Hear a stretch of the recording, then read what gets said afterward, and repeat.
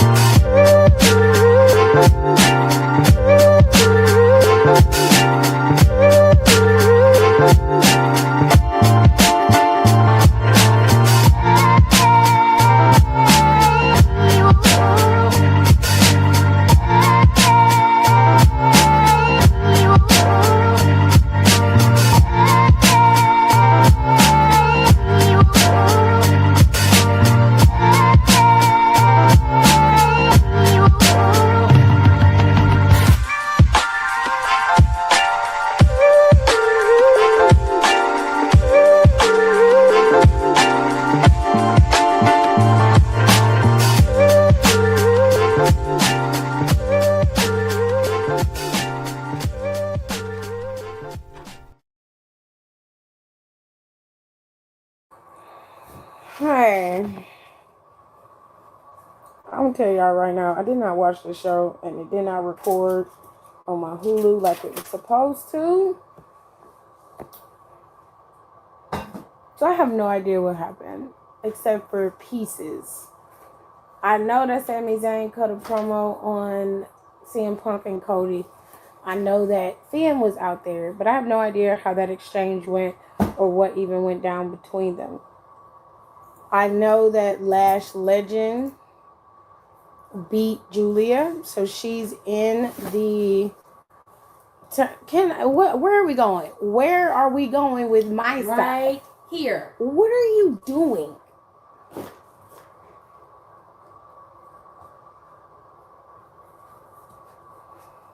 I'm trying to make space for y'all stuff.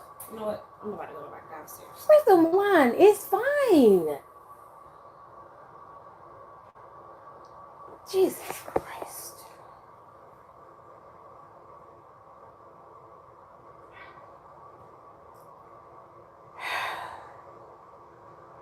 My sister has OCD, so it's very difficult sometimes to make her just sit down. It's fine.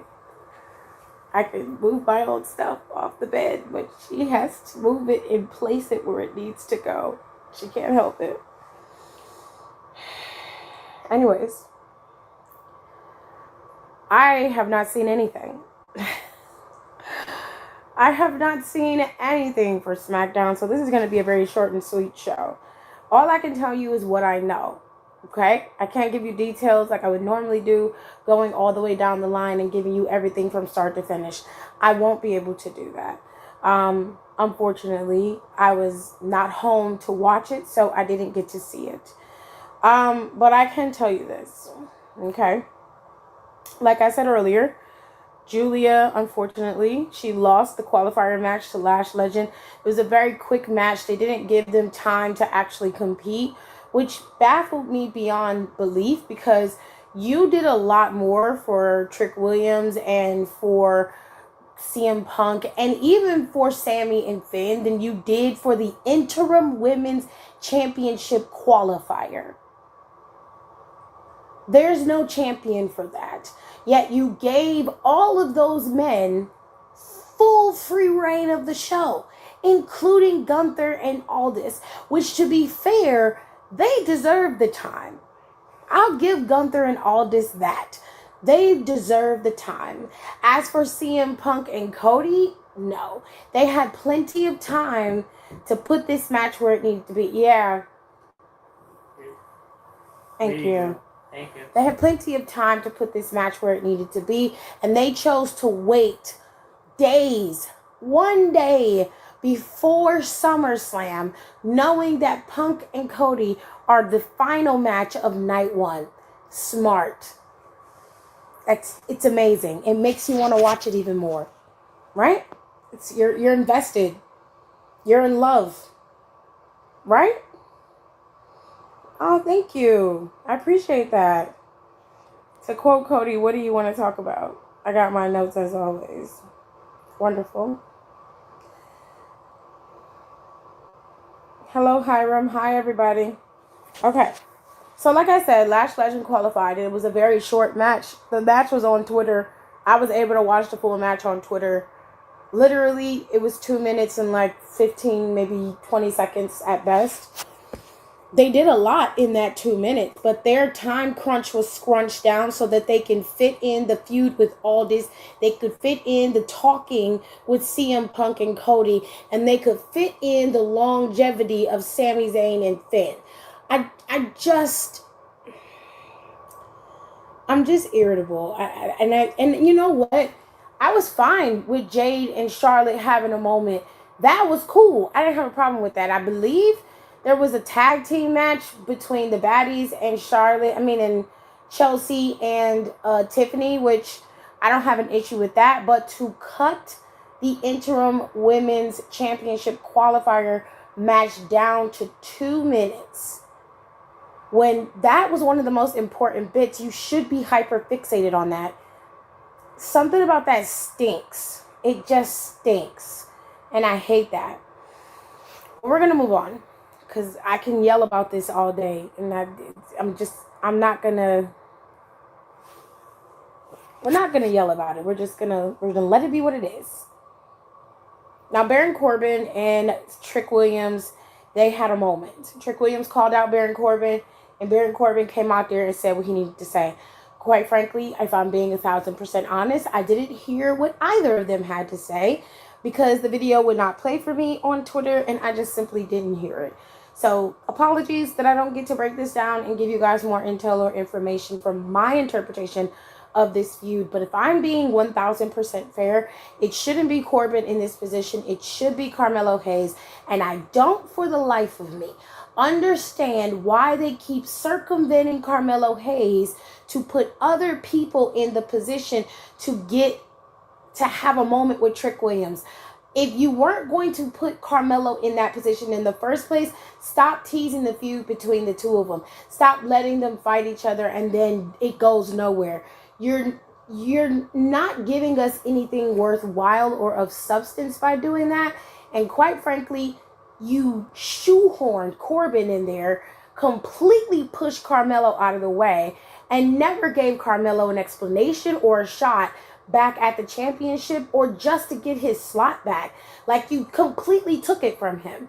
That in itself annoys me. But these two are going to battle it out at SummerSlam, so good luck and Godspeed. Now, this was very interesting, because this was a winner-take-all tag team match, if I recall. Whoever won would be not only AAA champions, but they also would be the SmackDown tag team champions. Now, here's where things get a little bit interesting, okay? Because I knew Tama and Tala were hanging around there somewhere. Because after losing to Finn, obviously they were going to put Finn in their rearview mirror one way or another. Win, lose, or draw, it didn't matter. Finn was an afterthought, and they wanted to put that to bed immediately, right? So even though they suffered a loss, and I think the loss to Finn is what heightened the situation with Haku. Haku shows up as not only their manager, but obviously the elder that's been guiding them. And he guided them to beat the ever-living shit out of the tag team champions, Damian Priest and R-Truth, and of course the AAA tag team champions, the Viking Raiders. When I say those two decimated all four of those men, they took them out. They took them out. It's pretty bad. Okay, it's pretty bad.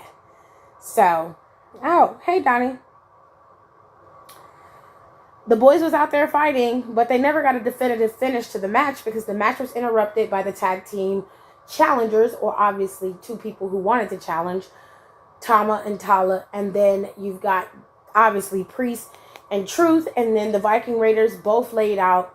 Everybody was messed up. So, I don't know what else happened, but I can tell you this. Nick Aldis and Gunther had a confrontation, and Nick Aldis got a piece, okay? Nick Aldis showed up, put Gunther in the Texas Cloverleaf, I believe it's called. It's one of his signature moves. If I'm wrong, please correct me. But I think that's what the move he put him in. It was very interesting to see him do it because I hadn't seen Magnus wrestle in quite some time.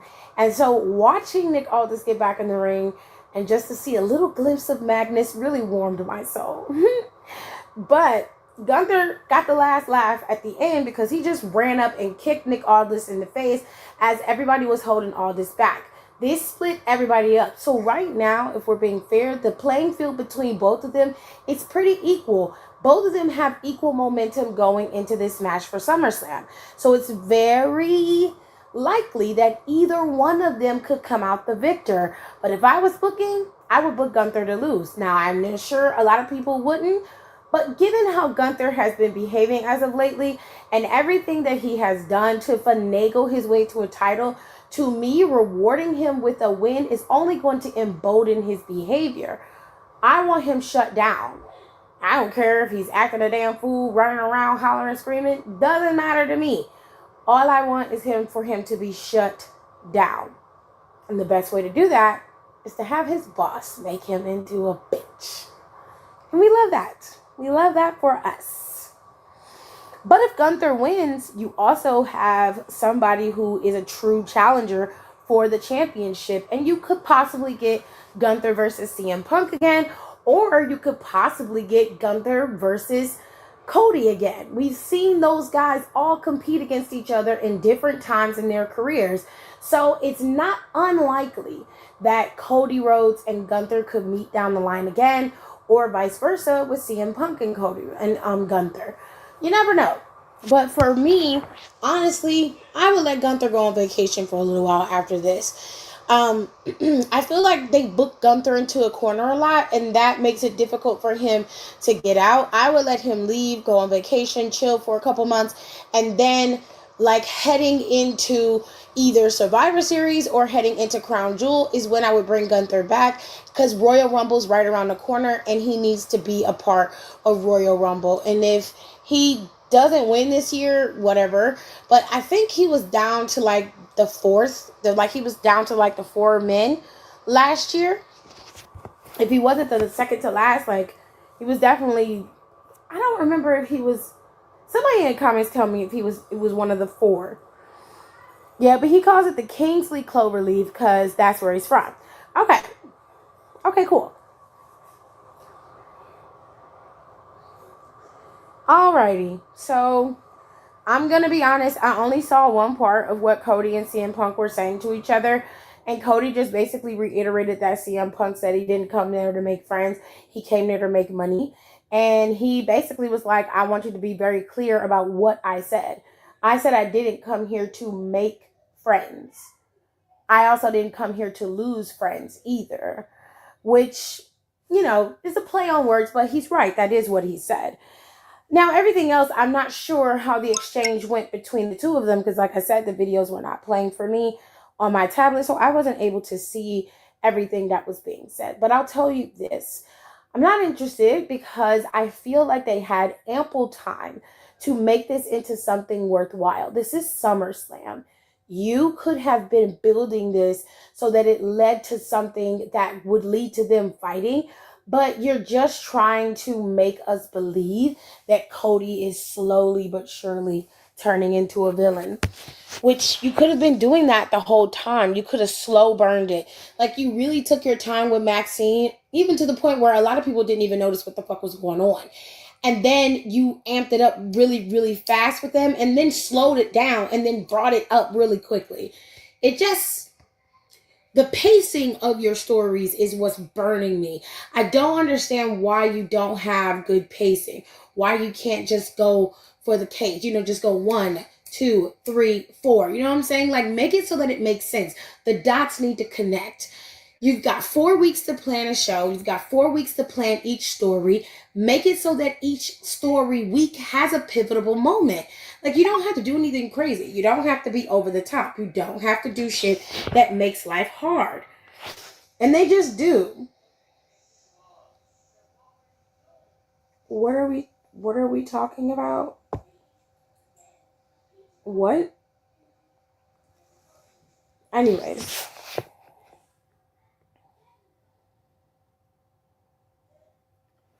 That is exactly what it is. It's a nuisance and I don't like it. So I don't know how that went down. I didn't ask.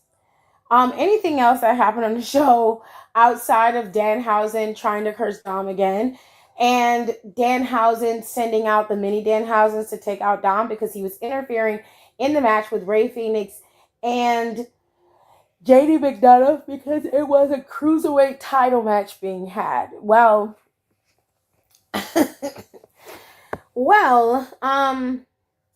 Rey Fenix retained. I didn't expect him to lose it, but it was a very interesting SmackDown, to say the least. I will say this. At least SmackDown understood the assignment in terms of continuity and making sure that going into SummerSlam, you're interested in the stories. The one thing that I do think they missed the mark on was with the women. I don't think they missed the mark on who should have went into the match, because I do think this is a great opportunity for Lash. And I hate that for Julia, that she had to be the one to eat the pin. I wish there was a moment where there was some interference where it didn't look like such a squash match for Julia. But overall, I'm happy for Lash, and I'm glad that she's in that match. And I'm glad things are going to work out. And I'm glad there's 2 black women in that match. I just am. And I wish Julia had more traction and was getting more opportunities than what she's been given. When was Gunther in the Royal Rumble? Gunther was in the Royal Rumble like the last 3 Rumbles. So Gunther was the last person in the Rumble and the last 4 in the end of the Rumble. Okay. When he won, I thought he won after Jay did. I don't remember Gunther winning any Rumbles. I don't remember him ever winning the Rumble. I don't remember him winning the Rumble. I don't. After Jay won the Rumble, it was Roman who won the Rumble, if I recall. Yeah, Roman won after Jay. Gunther has never won the Rumble. He's never won it. Okay. Yeah. I'm on my tablet right now.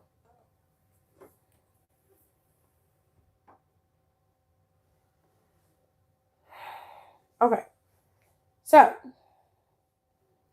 final thoughts. SmackDown, like I said, did its job. It gave you what you were supposed to get. It still was better than Monday Night Raw, honestly. Even from the little bit of clips that I did see, it was better than Monday Night Raw. I meant to say he lost the entry in the Rumble. Okay, got it. Okay, it's fine. I was just saying Gunther was in the last 4 of just about the last couple of Rumbles. I would say between the last 3 Rumbles, he was in the last 4, aside from the Rumble that Jay won, because I don't even remember him being in it because he was champion. So I don't think he was in that Rumble. But he was in the Rumble before that, and he definitely was in the Rumble after that.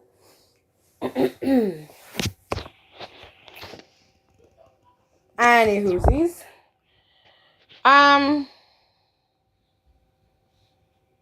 Let's get into the show for tomorrow. So here's the match card for SummerSlam. Night 1 is on the left. Night 2 is on the right. On the left, we'll start at the bottom. Fatal Influence is going to face off against... Let me put the right card up. They're going to face off against the Team Bella. So you're going to have JC, Fallon, and Laney facing off against Nikki, Brie, and Paige. Okay, and then you will also have the Bloodline versus Keys, Knight, and Solo. They're gonna have their fight or battle, as they put it. Let's see what else is gonna happen. Oh, goody. Let me see if I can find it. Aldis and Gunther is also gonna be on night one, which I really love that for me. I don't have to do a lot of work to watch it, so thank God for that. And then we have our main events, our co-main events for the night. So, they're probably gonna put this match up first. If they were smart, they would put this match up first. This is the Hell in a Cell match between Obafemi and Brock Lesnar. I don't expect it to be great, if I'm being honest. Given what we've seen these last couple of weeks, I just don't expect I don't have high expectations for this match. And then we're gonna move into this space because Io Sky and Liv Morgan are supposed to battle it out for the women's championship on night one as well. And then we have CM Punk and Cody Rhodes battling out for the title on night one. Now, night two is over here on the right. And we have Danhausen facing off against Dominic Mysterio. Finn and Sammy will face off to be the number one contender for the undisputed WWE Championship. We have two mid-card championship matches with Penta facing off against Chad Gable for the Intercontinental Championship. And then we have Corbin facing off against Williams for the United States Championship.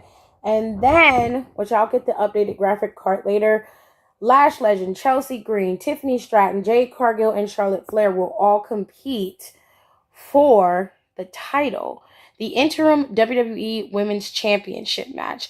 Something in this entire sequence smells really bad. Something tells me that neither Jade nor Charlotte is going to win this title, and they're going to give it to Tiffany Stratton. I don't know why I feel like that, but I just feel like they're going to give this belt to Tiffany Stratton, and she's going to be a double champion, and I hate that. And then finally we have Roman and Seth fighting it out. So tomorrow I will go live after the show. We will watch SummerSlam. Hopefully we'll have a good time. And I will go live and tell you guys what I thought of night one. And then night two, I'll do the same thing. So I hope you guys enjoyed the show. I know it wasn't my normal, but it's not going to be a normal week for us. Things are shifting. Things are changing. And I'm spending time with my family. But I promised you guys that I would give you guys my thoughts. And there it is. If I ever get the chance to watch SmackDown, I might do mini reviews over on my YouTube or on my Instagram like I've done for the last couple of weeks. So, appreciate you. Love you. And I'll talk to you guys later. Have a good night. Thanks for tuning in. Don't forget to rate, comment, and subscribe for more wrestling content. Check out our merch and consider becoming a member for exclusive perks, special emojis, and members-only content.